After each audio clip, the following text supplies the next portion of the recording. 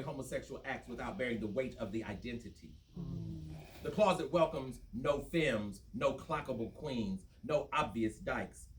It only houses those who honor status quo constructions of gender. I learned quickly that nail polish, even clear, bans a man from the closet.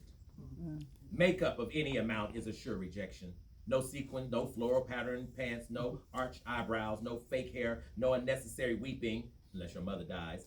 No professional dancing, no love of baking, you can grill. No standing with hands on hips, no large hoop earrings, no reading of romance novels, no novels, period. No screaming over Beyonce, no admiration of Idris Elba, no dancing in church, no styling of hair, no tight pants, no love of women without fucking them. No, no, no, no, no. Not if you want a closet. And most people wanted one. There was a time I wanted one too, but I was too free. Freedom in a land of bondage is a kind of bondage. I had rejected the achievement of masculinity, or so others had thought, so no one had sympathy for me. Funny that so many gay men hate femmes. I thought that's what gay meant. A boy who acted like a girl. But I was wrong. That's not what that means. Boys who act like girls are sissies. Boys who liked boys, but acted like boys, are cool dudes. Their attraction to boys was irrelevant. Sissies were demeaned and degraded because they didn't or couldn't act like boys, whether they actually liked boys or not. A closet required masculinity. Even abstinence would be acceptable if accompanied by the performance of prowess. So there was no hope for me. Some men could get away with baking cookies if they did so for their own children. Or they could weep freely if into the eyes of a female lover. But most could not. I bought flowers for myself and stared at their beauty. I wore beaded bracelets and matching necklaces. I had posters of Morris Chestnut, Nate Parker, Layman Rucker on my walls. Not for sexual reasons, but because they were beautiful black men, and by admiring them, I was loving myself. Can't a man be beautiful to another man as an act of self-love? Hell no! Others told me. Men can't be beautiful to other men. What? Men can't be beautiful to other men, certainly not black men.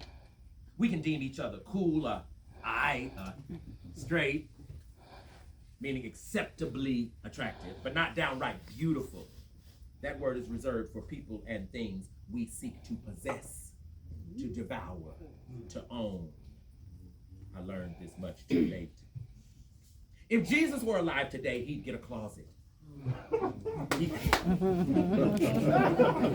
better buy your book. You went there. It just kind of hit me. I'm sorry. Ooh, I don't know what the hell I read. He had no wife, no girlfriend, no kids, and he wept freely. But he also performed enough masculinity to create doubt. He wowed out in the temple, turning tables and shouting with vehement anger. That certainly helped him. Then he carried a heavy-ass cross up a hill, something only a real man could do. That undoubtedly sealed his heteronormativity. In fact, if we aren't careful, we celebrate Jesus precisely for the abuse he endured, as if bearing pain is the ultimate sign of masculine achievement. It's strange that more people don't wonder aloud about Jesus' sexuality, especially since in his day, folks were practically forced to marry and procreate. Actually, by remaining unmarried, Jesus seemed the only man in the whole of Nazareth who didn't follow established gender expectations. But okay, whatever.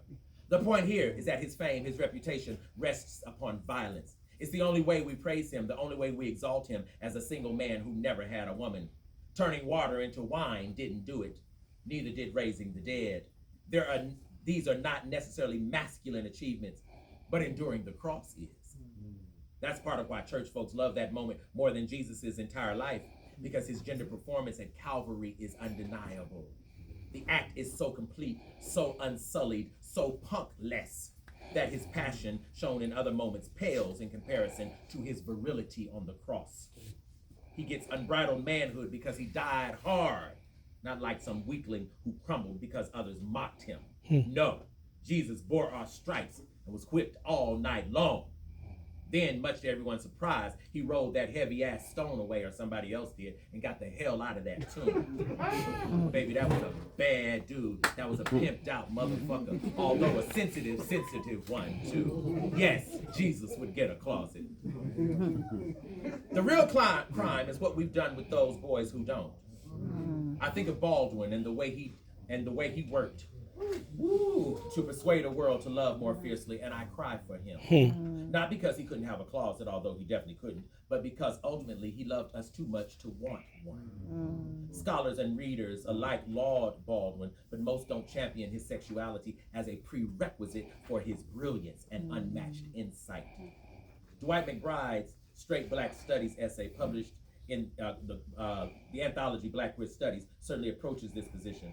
Yet few suggest that Baldwin's prophetic voice came precisely because he was gay, not in spite of it.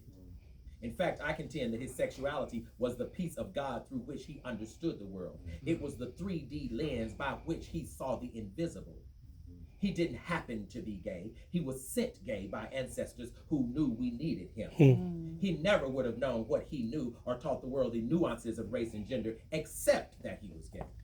Yet we don't say this because we aren't proud of it. We're proud that he was black and exceptional, even though he was gay. This means we've missed Baldwin altogether, I'm afraid. Baldwin could have told us how to transform the black church if he'd had a closet from which to speak. Those are the only men the black church seems to hear. He loved the church, its music, its ethos. He simply bemoaned the church didn't love him. Still, even in unrequited love, he meant to save the church and its people. So Baldwin escaped into whiteness since blackness presented no closet for him. This was a deadly move, I argue, for it caused Baldwin to waste time begging white supremacy for acceptance and validation. I know I'm on thin ice here, but it must be said. Had Baldwin been loved by his own people the way he was, he might have discovered early on that conversations about race and equality always position whites as the audience. We've lost enough time and intellectual energy begging whites to change. They're not going to change, and we don't need them to, not if we discover our own cultural agency and construct our own value system. Baldwin never discovered this. Yet the problem of the black community is not white supremacy. The problem of the black community is self-hatred. Either can exist without the other. Baldwin couldn't get us to self-love, though, because without a closet, black folks wouldn't hear him. So he ran into the arms of those who eroticized him. He spent a lifetime preaching about and proclaiming the perils of America if it rejected him, and it still rejected him. There would be no good end to his story. And indeed, there wasn't.